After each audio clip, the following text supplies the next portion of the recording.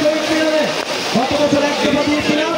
এই বছর আমরা মানুষের যে সমস্যাগুলো আমরা শুনতেছি বিভিন্ন এলাকায় গিয়ে, আপনাদের এলাকায় যে শিক্ষা ব্যবস্থার সমস্যা, স্বাস্থ্যের সমস্যা, নদী ভাঙন এবং জলবায়ুর সমস্যা, কৃষি সমস্যা, এই সকল সমস্যা নিয়ে আমরা একটি ইশতেহার তৈরি করছি এবং জুলাই প্রতিষ্ঠিত করতে চাই, যেখানে কোনো বৈষম্য থাকবে না, দুর্নীতি থাকবে না, আপনার আমার নাগরিক মর্যাদা প্রতিষ্ঠিত হবে।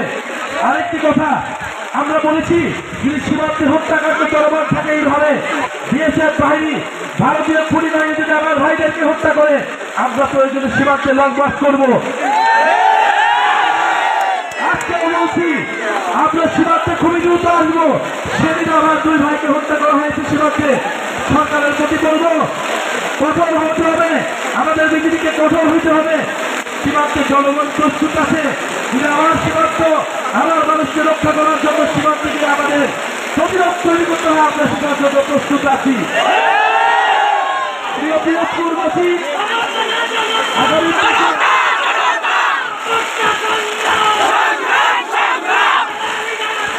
ভাই নিচে নামান, ভাই নিচে নামান। প্রিয় দিনাজপুরবাসী, ৩রা আগস্ট আমরা ঢাকায় শহীদ মিনারে গত বছর এক দফা দিয়েছিলাম। আমরা মানুষের যে সমস্যাগুলো আমরা শুনতেছি বিভিন্ন এলাকায় গিয়ে, আপনাদের এলাকায় যে শিক্ষা ব্যবস্থার সমস্যা, স্বাস্থ্যের সমস্যা, নদী ভাঙন এবং জলবায়ুর সমস্যা, কৃষি সমস্যা, এই সকল সমস্যা নিয়ে আমরা একটি ইশতেহার তৈরি করছি। দিনাজপুরের বিরুদ্ধে, সন্ত্রাসীদের বিরুদ্ধে, দুর্নীতিবাদের বিরুদ্ধে। দিনাজপুরবাসী, আমরা শুধুমাত্র দৃষ্টিকোণ আপনারা এসেছিলেন পরে আমরা একটা সরকার পাইছি। সকলে মিলে আসুন এই সরকারকে সহযোগিতা করি এবং দেশটাকে নতুন করে গড়ে তুলি। কিন্তু আমাদের সেই আহ্বানে সবাই সাড়া দেয় নাই। কেউ কেউ শুধু ক্ষমতা চাইছে, শুধু দ্রুত নির্বাচন চাইছে, সংস্কার তাদের কাছে গুরুত্বপূর্ণ মনে হয় নাই।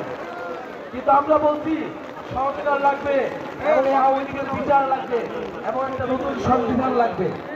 সংস্কার, বিচার, নতুন সংবিধানের মাধ্যমে আমরা দেশটাকে পুনর্গঠন করব। দেশের অর্থনীতি, দেশের সংস্কৃতি সবকিছুকে আমরা নতুন করে নিয়ে যাব। ফলে আমরা তার জন্য এখন লড়াই করতেছি।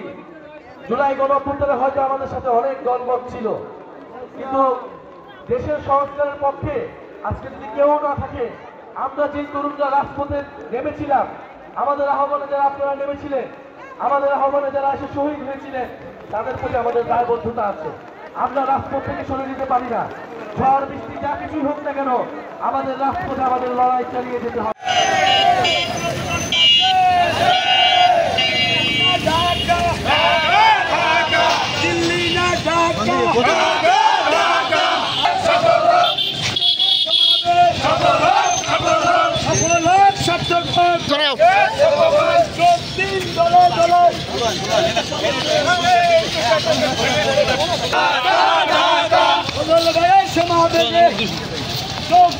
দলে দলে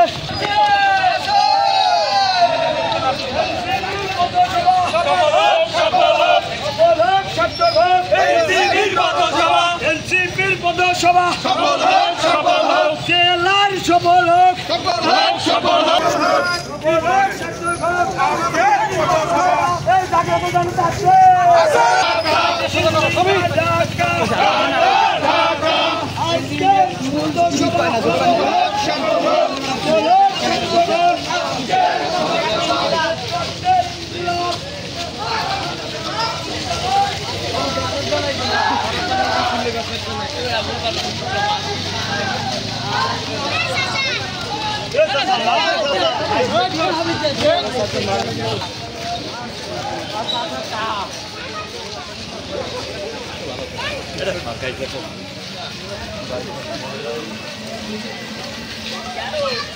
আমি আপনাকে এখন কত হ্যাঁ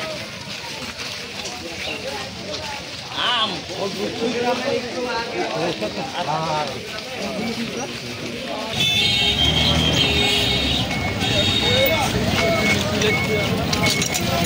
ইনকিলাব ইনকিলাব জিন্দাবাদ জিন্দাবাদ